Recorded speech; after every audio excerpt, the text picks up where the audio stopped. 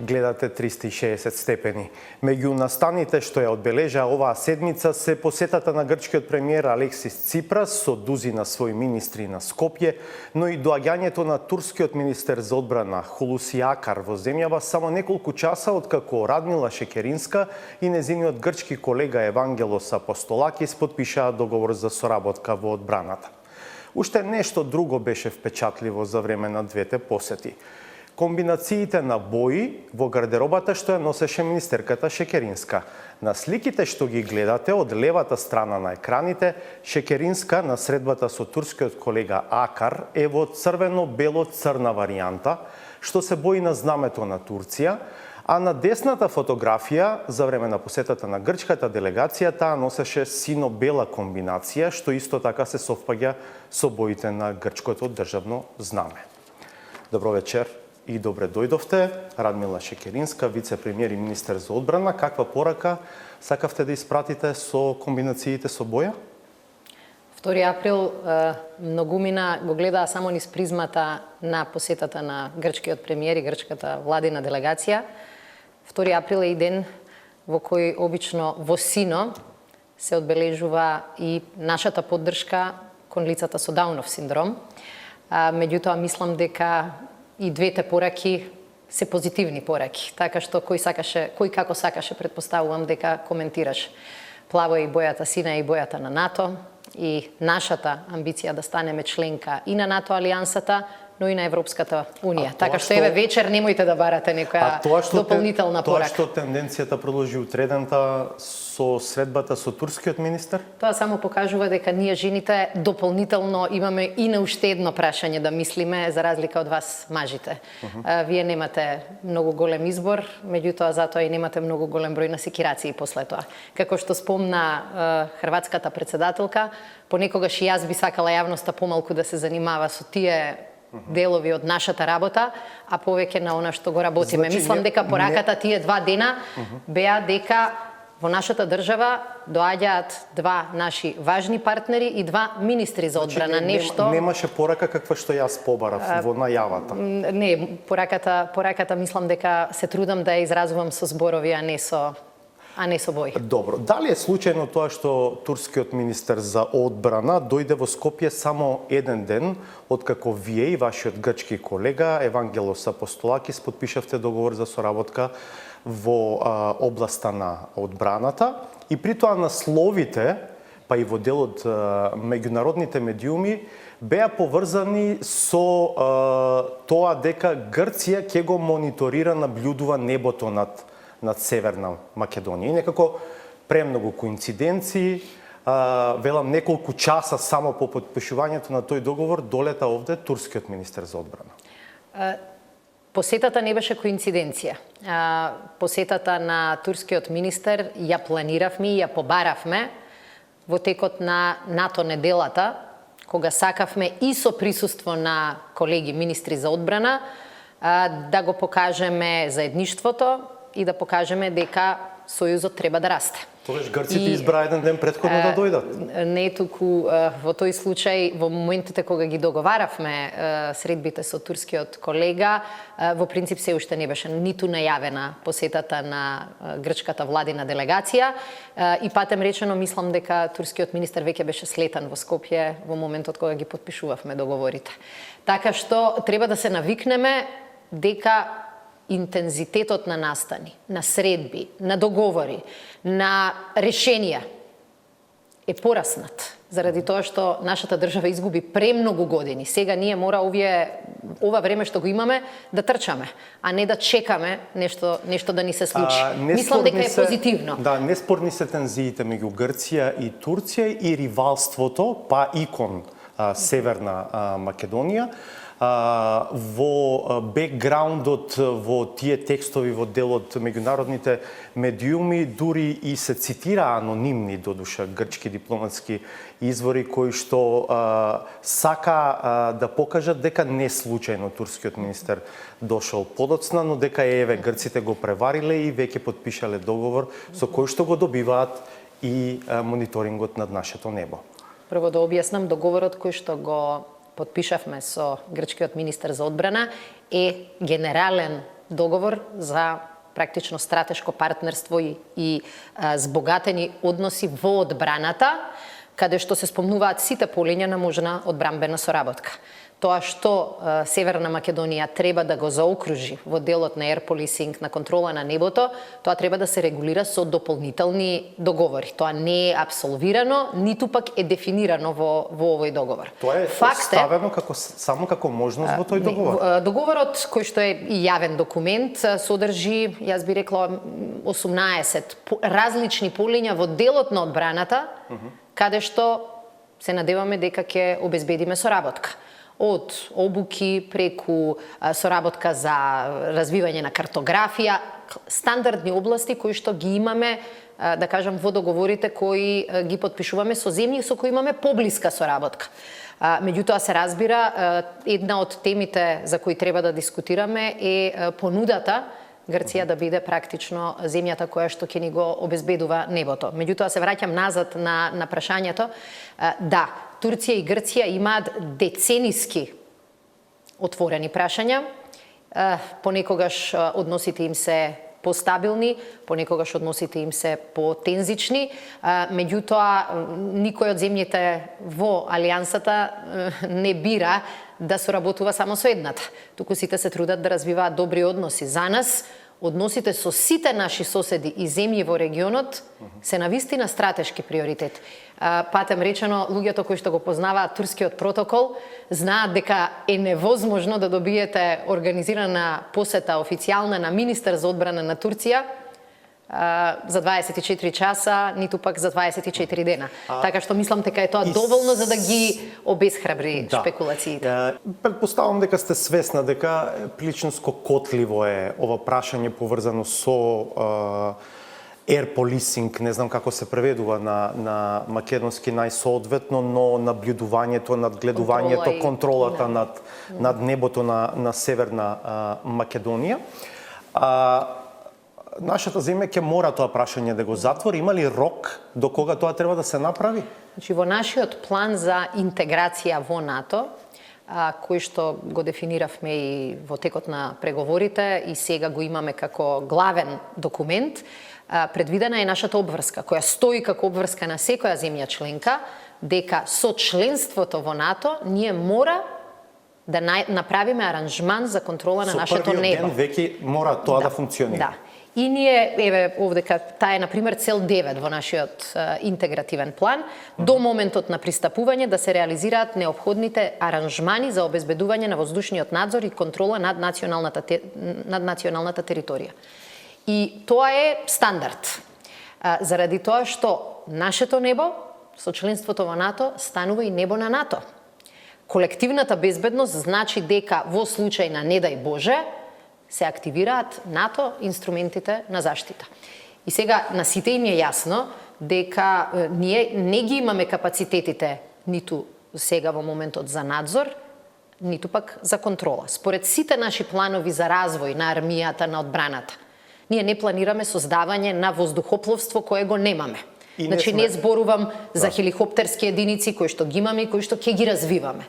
Меѓутоа зборувам за воени авиони кои што можат да обезбедуваат небо и кои што можат да реагираат. Четирите сухои се уште стојат конзервирани, така? Но не се во употреба. Тие не се во употреба. И тие се сметаат од страна на армијата долги години како опрема која е неперспективна.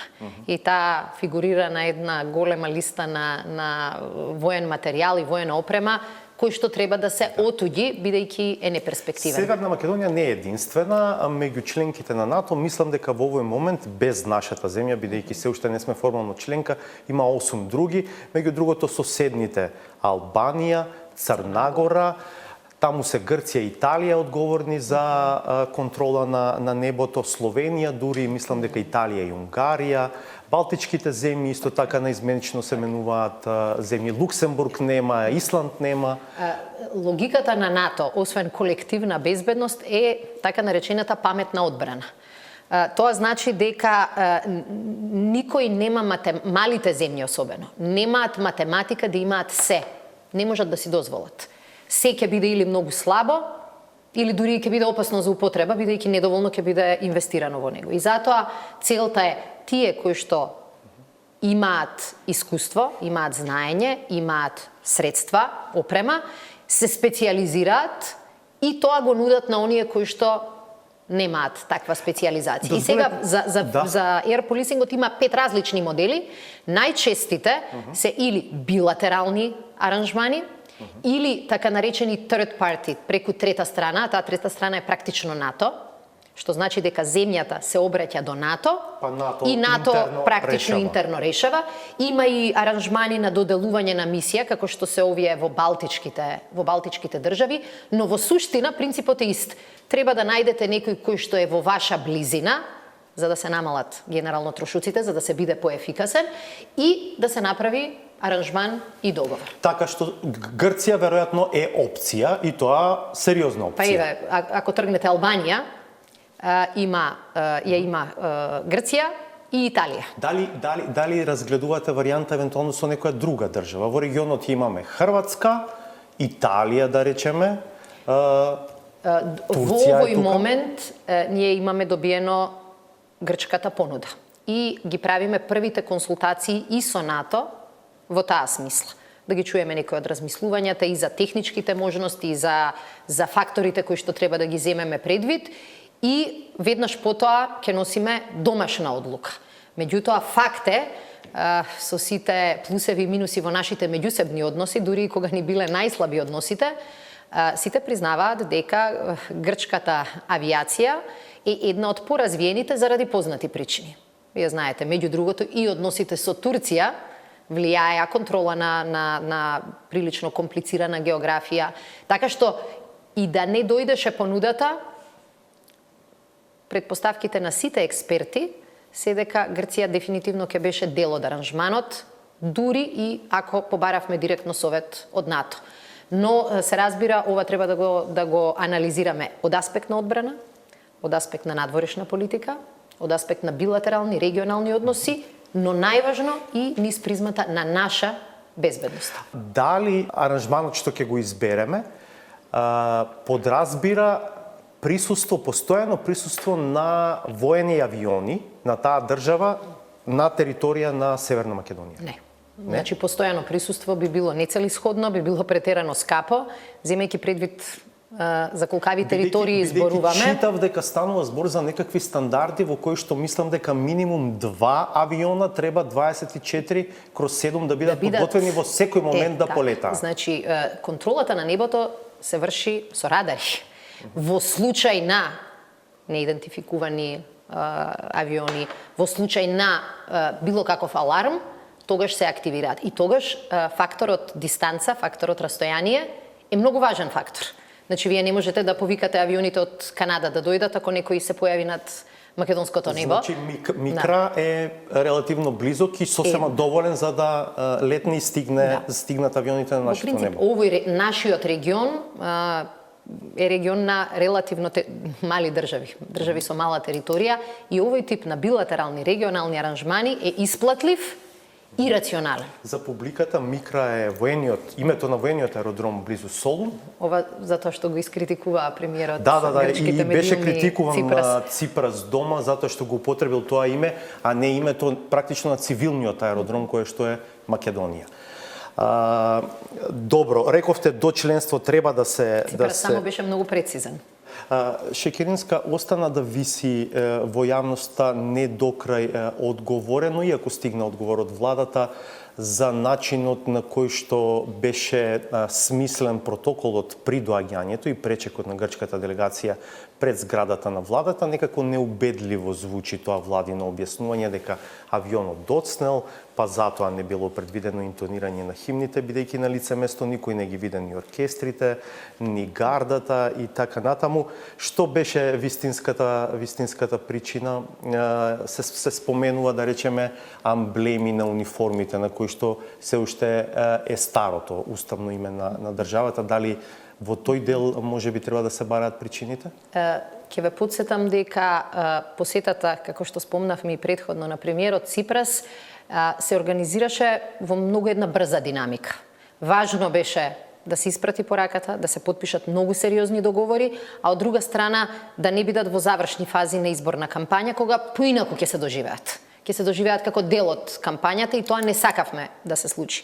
Факт е дека предвидовме агенда која во нормални околности би траела 2 дена. Знаете што, и са бајлето, Меркел беше неколку часа овде, па имаше поинаков пречек пред владата. За нас посетата на канцеларката Меркел беше и символички гест и многу важна посета, прва и единствена на независна Северна Македонија, но на посетата на канцеларката Меркел ние имавме прилично кратка суштинска агенда. Состанок, ручек, ништо повеќе. Ниту еден договор не беше подпишан, немавме средби, ако забележите на почетокот на форумот, бизнис форумот во Александар Палас, ќе видите дека беше одложен почетокот за половина час, меѓу другото заради тоа што навистина беше интензивна агендата.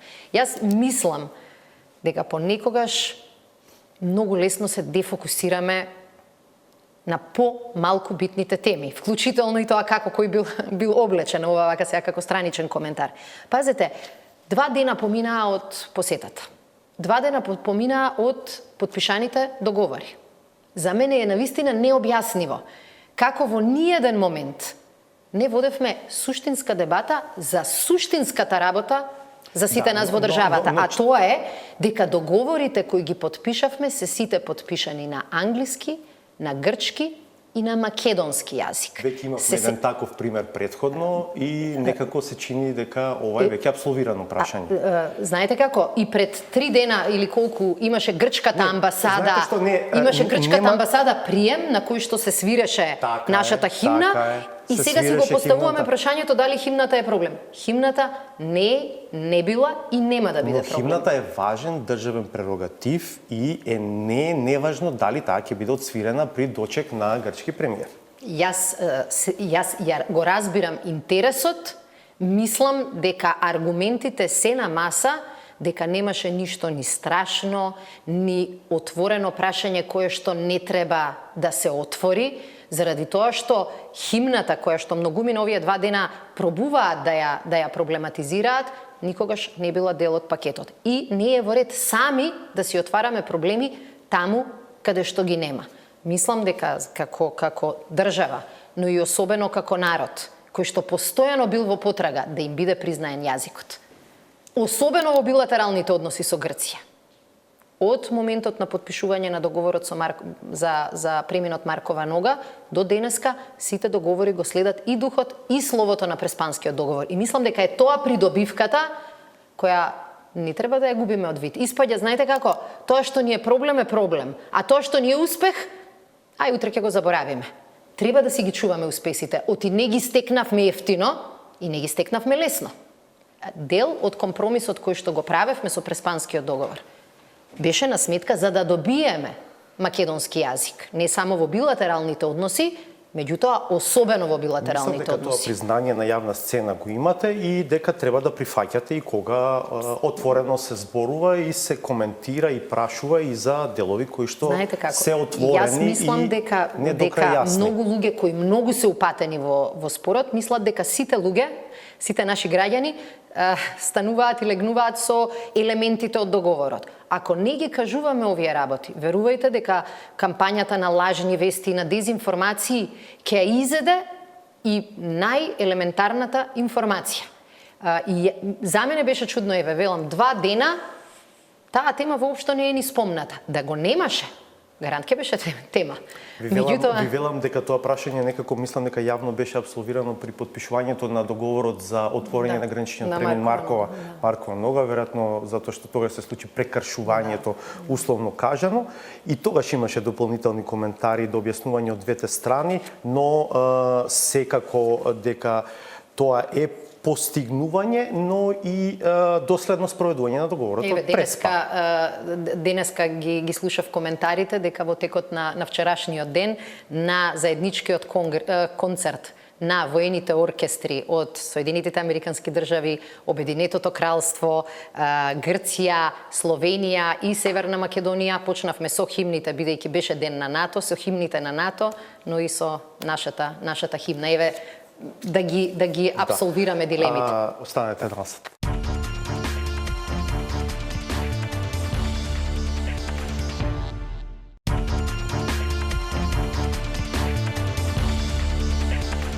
360 степени гостува вице-премиерката и министерка за одбрана Радмила Шекеринска. Го спомнавме веќе вашиот турски колега. Тој излезе со многу јасна изјава, не е прв пат, од представник на турската влада, но сега среде Скопје со директно барање до властите да преземат конкретни дејства против поединци и структури на организацијата која што турската влада ја смета за терористичка. Тоа е организацијата на Фетула Гюлен, кој живее во екзил во САД, а Ердоган го смета за свој архи непријател. Тоа е ФЕТО. На кои структури конкретно се мисли? Ви каже колегата?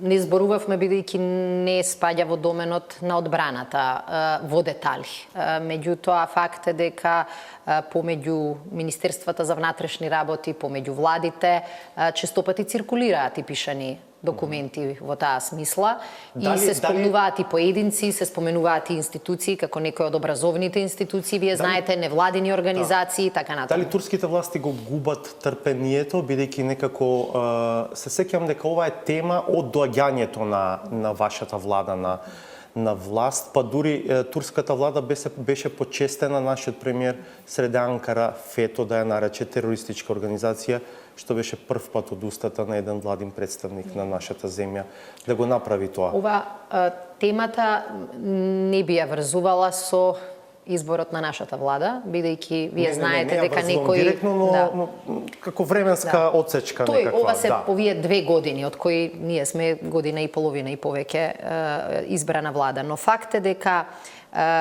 имавме неколку ситуации, средби билатерални на највисоко ниво. Јас мислам дека немало средба на која ова прашање не е покренато. И ние на сите тие средби кажавме дека не зборуваме напамет кога осудуваме насилство. Особено насилство со намена да се предизвикаат одредени политички потези. Заради тоа што и ние сме се соочиле. Обидот да се влезе во парламентот и да се предизвика конфликт за да се спречи формирањето на нова влада беше употреба на насилство за политички цели. И од тој аспект сите тие потези ние ги осудуваме. Не сметаме дека се добар начин. 2 години трпеливо работевме за да, како велиме, срушиме режим со пенкал. Но сакам да кажам дека за овие теми ќе дискутираме, но и ќе ги почитуваме нашите закони. Станува збор за барање, за затворање на одредени организации, структури или за екстрадиција евентуални? Не би зборувала во детали, бидејќи се работи за комуникација која што е делумно и доверлива помеѓу двете влади и не би сакала да ги загрозам нашите односи кои се базираат на доверба. Меѓутоа, повеќе акцентот е насочен кон поединци кои што сметаат дека се поврзани со организацијата. Добро.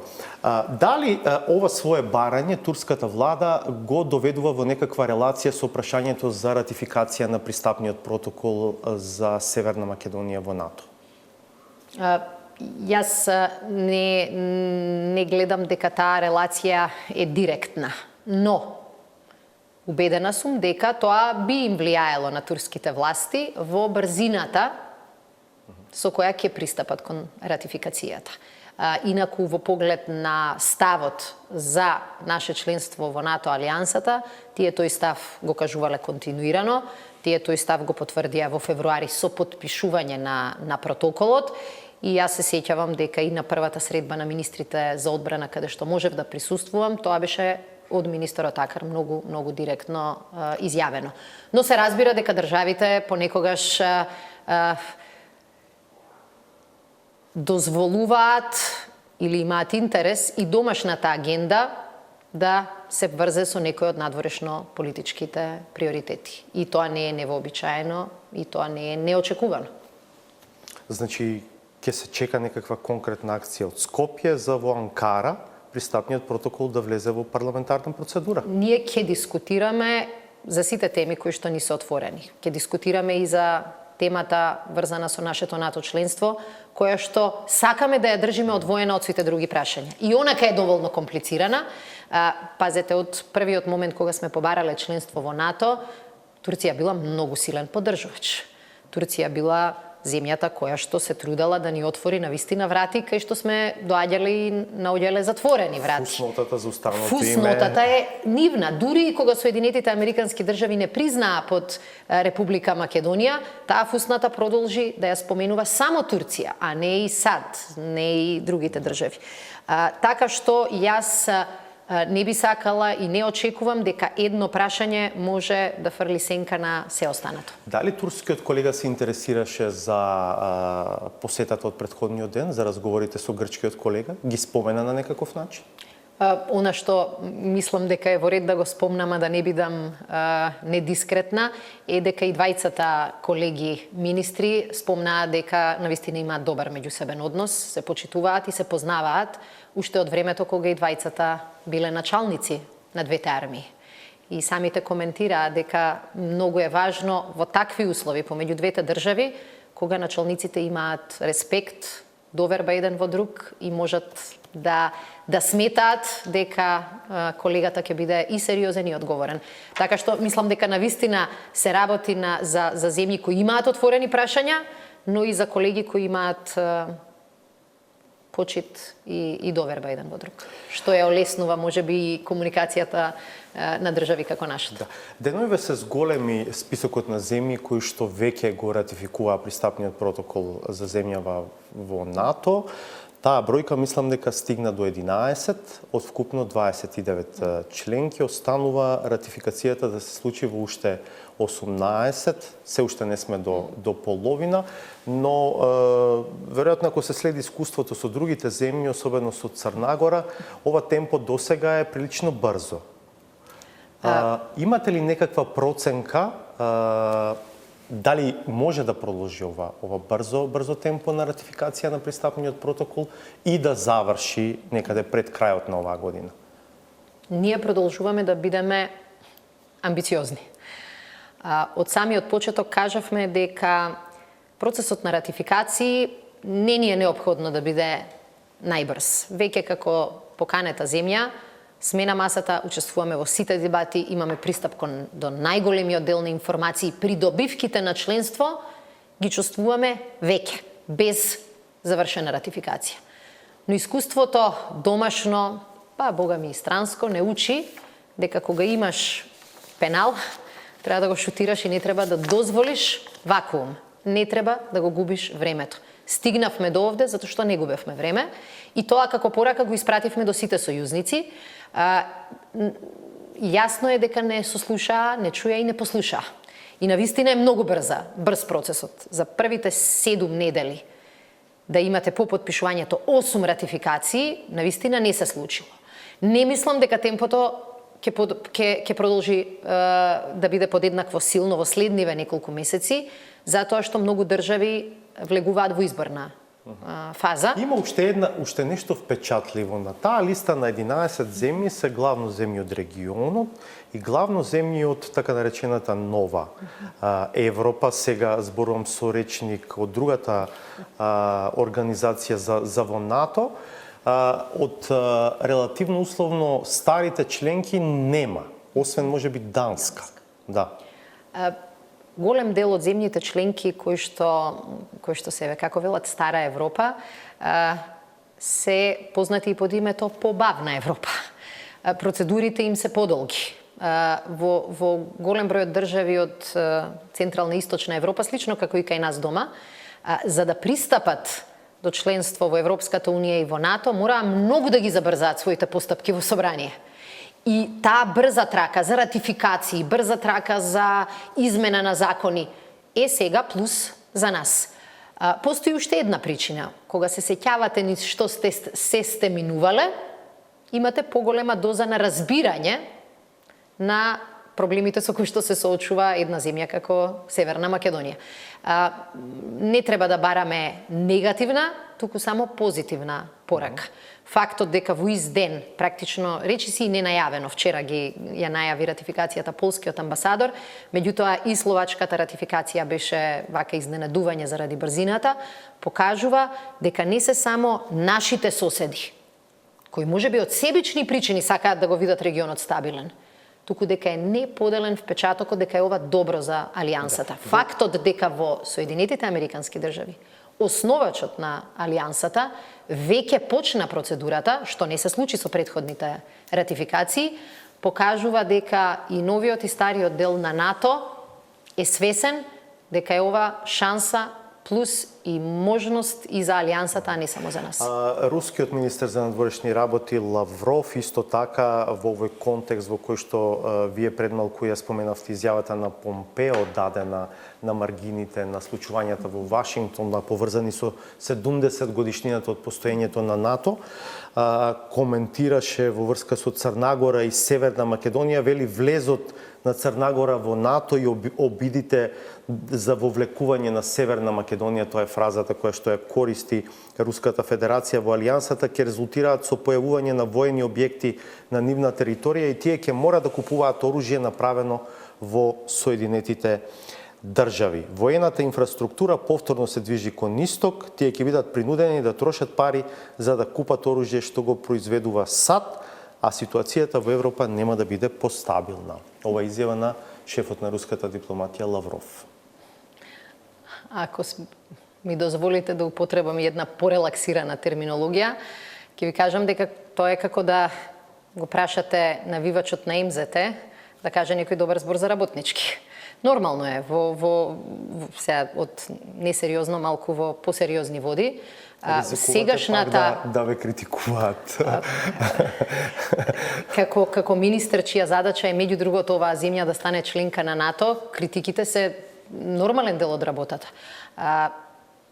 Ние посакуваме добри односи со Русија, како влада и како држава. Посакуваме и односите помеѓу НАТО и Русија да се подобрат. И тоа е изјава која ќе ја чуете од најголемиот дел од министри на земјите членки на НАТО. Меѓутоа, за жал се наоѓаме во ситуација кога тие односи не се сјајни, далеко од тоа. Но факт е дека Русија беше многу експлицитна во последниве неколку години против нашето членство во НАТО. Но секој пат подсетуваме дека нашата одлука да станеме член на алијансата, на развиениот западен свет, датира од 93-та година. И нема никаква врска со сегашната атмосфера помеѓу алијансата и Русија. Министерот можел да спомне дека и ние како независна држава досега сме имале не многу купена американска опрема, меѓутоа многу подарена воена американска опрема. Ние и пред членството во НАТО како држава одвојувавме пред амбицијата или пред очекувањето да станеме членка на НАТО со покана во 2008 за одбрана двоевме 2,17% од бруто домашниот производ. Значи 2% не постоеше тогаш како така силен критериум и силен услов. Меѓутоа одбраната чини и таа чини во мирнодопски услови, чини и во услови кога односите во светот не се најпасивни. Така што мислам дека е тоа една вообичаена изјава која што повеќе е резултат на односите помеѓу Русија и НАТО, отколку што е резултат на состојбите во Македонија, Северна Македонија и Црнагора. Прва недела е од изборната кампања. На 21 ќе се гласа за нов шеф на државата, но и за градоначалници во 3 општини. Јас би сакал во тој контекст, бидејќи на изборите се гледа како на еден важен услов за одлуката што се чека во јуни, а тоа е да почнат преговорите за членство со Европската Унија. На министерот за надворешни работи му го поставив ова прашање, ќе ви го поставам и вам. Што повеќе ве загрижува во овој момент? Политичката воздржаност на Франција, па и Холандија и Данска ќе ги ставиме во редот на тие земји, или кратките рокови кои што се споменуваат во Германија? 29 мај, датум кога се очекува да биде објавен извештајот и за Северна Македонија од Европската комисија, а потоа последна сесија пред Советите и Европскиот совет во Брисел на Бундестагот на самиот почеток на јуни меѓу 3 2026, што според некакви информации може да биде многу краток рок за Бундестагот да може да ја даде зелено светло на својата влада да гласа за почеток на преговори со земјава? Ќе одговорам повеќе не информативно, туку ќе одговорам повеќе како резултат на моите приоритети, еве да кажам. Во сите овие процеси се работи за танго. Зависи од тоа ние како ќе ја водиме играта, зависи многу и од Европската унија. Меѓутоа, како човек, јас се водам од геслото дека јас највеќе треба да се секирам за тоа што јас треба да го направам. За моите обврски, за задачата која што сум си ја зацртала и треба да ја завршам. И затоа овие две работи се, да кажам, важен фактор во процесот. Неверојатно. Вие знаете дека Франција и Холандија и сега имаат многу генерално резерви кон проширувањето, кон создавањето на нови земји кои преговараат. Ке се подсетите, вие и 2005 беше исто. За кандидатскиот статус Франција и Холандија беа каменот на сопнување како резултат на неуспешните европски референдуми во овие држави. Генерално тоа е јавност која што е многу проевропска, но загрижена дека проширувањето ја променило Европската унија. И немаат однос негативен кон нас, туку генерално ги имаат овие дилеми како дел од својата дебата. Меѓутоа, повеќе од се ова, јас велам, дајте ние да ја завршиме нашата работа. Има и што да и се забележува на владата, на планот на клиентелизам, на планот на непотизам, на планот на некои случаи на корупција. Се разбира, веројатно земјите членки ќе го имаат и тоа предвид. Се разбира, станува збор сега само за почеток на еден долг процес кој што ќе трае со години и нормално е дека не може се да биде завршено во овој момент. Ќе се завршуваат овие работи низ процесот. Што е вашиот политички сенс? Дали преговорите за законот за јавното обвинителство за СЈО ќе успеат и ќе се донесе тој закон? Кога ги слушам изјавите, алиби изјавите од опозицијата, впечатокот ми е не. Меѓутоа, кога ќе се вратам назад на искуството кое што го имавме и во пржинските преговори, и во преговорите минатата година околу неколку други важни закони, вклучително и последниот законот за борба против корупцијата, сепак сум оптимист. Едноставно нема алтернатива. Како што велиме дека за оваа држава нема алтернатива НАТО и членството во Европската унија, така и за тоа членство нема алтернатива освен вистинска борба против криминал и корупција. А таа борба реално поминува и преку обновен мандат за специјалното јавно обвинителство, кое веќе нема да се занимава само со тие случаи, туку ќе се занимава со сериозни случаи за корупција и криминал. И тоа покажува дека оваа влада го има тој политички капацитет да создава институции кои нема да ислугуваат, туку кои ќе ја контролираат. Например, една таква институција требаше да биде или треба да биде јавното обвинителство на Република Македонија, редовното обвинителство. Вие самите во вашата програма рековте дека по известно време јавниот обвинител ќе се бира на предлог на опозицијата. Сега опозицијата тоа ви го бара, вие сте речиси на истекот на втората година од вашиот мандат. Зошто е неприфатливо за вас тоа барање на опозицијата? Ние имавме неколку предлози во нашата програма кои што подразбираа малку, ќе употребам, порадикални резови, например во судството.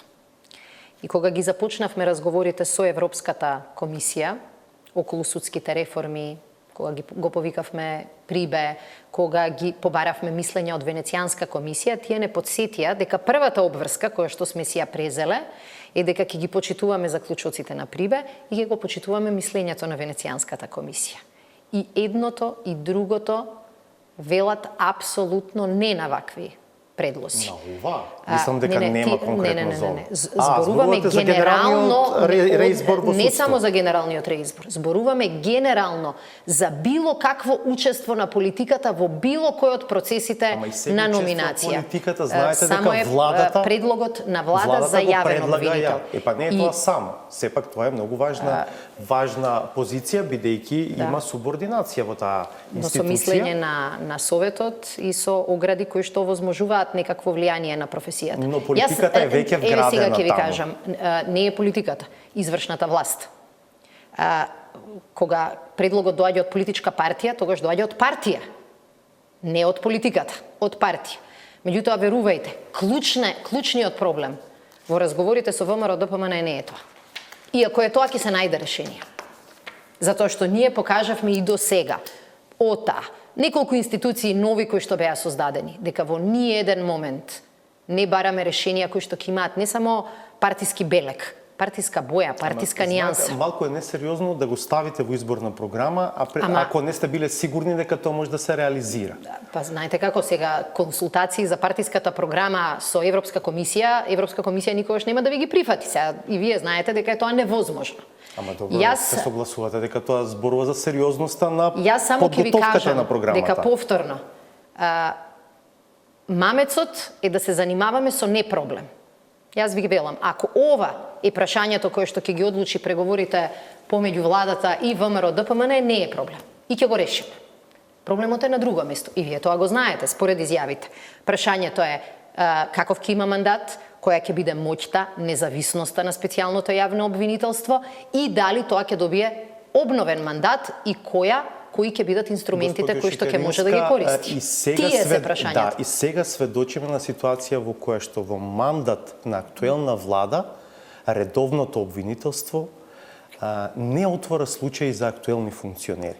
Тоа е тоа што му се забележува на редовното обвинителство. Редовното обвинителство, ние да сметавме дека е добро, немаше да одиме на измени во целиот систем. Јавното обвинителство да беше добро, немавме да влеземе во политичката криза од 2015 година. Меѓутоа, прашањето е, Марко Зврлевски ќе го реши проблемот со јавното обвинителство?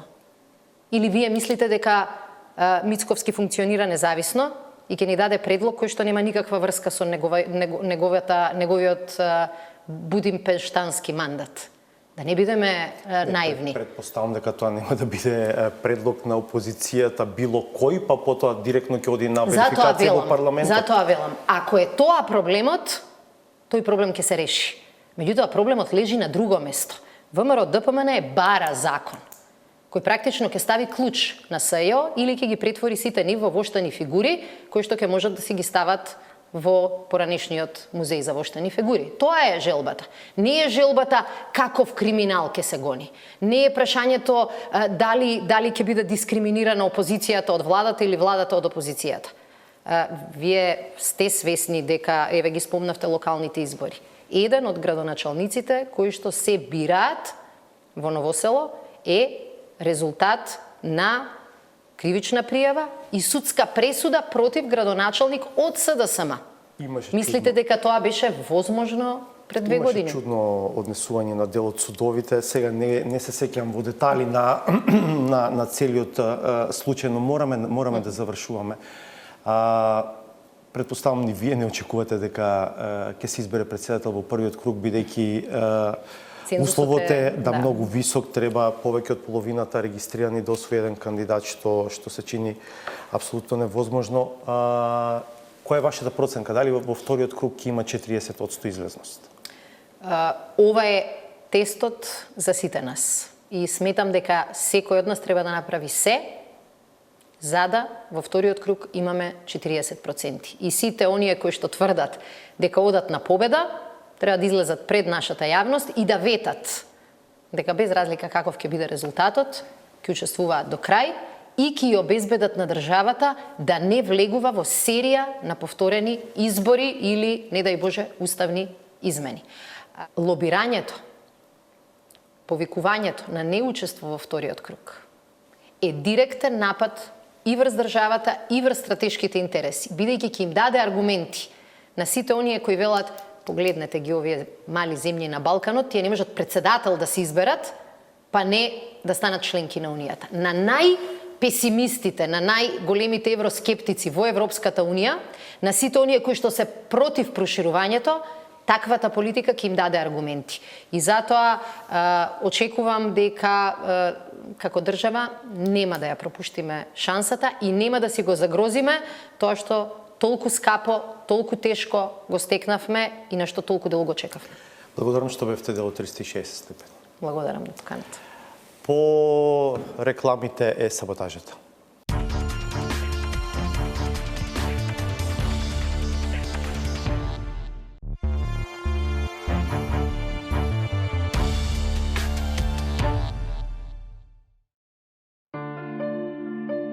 Уште Саглам не почната. Кампањата почна да го зема данокот на енергичност и на концентрација. Заморот и исцрпеноста се само две од многуте карактеристики кои не смеат да бидат обележја на номинираните за највисоки функции. Особено кога тие резултираат со нешто што не може повеќе да ги навреди локал патриотите од нивното поистоветување со омразените соседи. Почитувани граѓани, почитувани кавадарчани. Еве дојде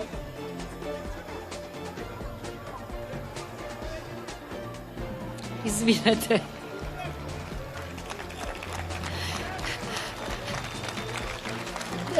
Длабоко ви се извинувам, бидејќи во патот да најпочитувани неготинчани.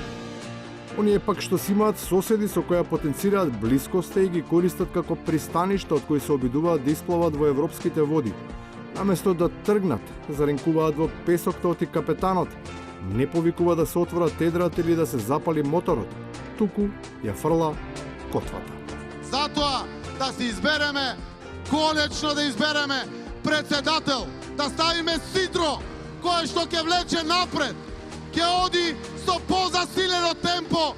Политичката палуба е исклучително нестабилна и таа секогаш е соочена со опасност од бродово. Затоа не се во предност ниту оние што мислат дека стојат цврсто на земја, а всушност се толку нестабилни и непредвидливи, што дури ниту оние што им се најверни не можат повеќе со сигурност да им веруваат, па полека ги напуштаат. Почитувани гости, почитувани граѓани, бидете горди. Вие сега стоите на земјата на која што стоеле свети Кирил и Методија. Вие сега сте... Може би чувствувате мојата душа е со вашата душа. Све сплотени и заеднички. Имам доверба во вас. Во вас е силата и честа и достоинството. Таквите моменти не може да се опишат со зборови за разлика од оние, кога искреноста е помешана со однапред утврдена драматизација и со непотребна доза на емотивен набој. Осакувам вие да бидите мојот иден татко. Да мај сликајте ме. Фала на вавите зборови. Ова беше истурење на душата. Да. Тоа што некој бара татко, друг мајка, не мора да значи дека е вкусно да се прават подсмешливи импровизации со половата определба. Со паралела во која се сака да се прикаже дека председателскиот кандидат маж позајмувал идеи од жени, па затоа и тој бил од таков пол. Кампањата целосно ја украде од две жени, од Тереза Меј и од Хилари Клинтон. Комплетно, она е третата председателка со иста кампања. И конечно, на темата за плагијати и оригинали и за тоа кој го има правото на авторство. Ајде барем еднаш биди како Бранко. Ајде да ја вратиме вербата заедно. Ајде, ајде. Но ајде да тргнеме низ улиците и домовите овде во Ресен, во Преспа и да им ја кажеме нашата вистина. Велиш народот има право да ја знае вистината, па ајде да му ја дадеме вистината на овој народ. Ајде сите заедно да се обединиме. Ајде да бидеме заедно, да бидеме здружени, да бидеме единствени. Ајде да ставиме крај. Ајде, ајде. Време е на вистина да се стави точка. Ајде. Ајде, ајде. Ама само на ова издание на Саботажата. бидејќи во патот да Толку за вечерва, се гледаме в понеделник од 22. Пријатно.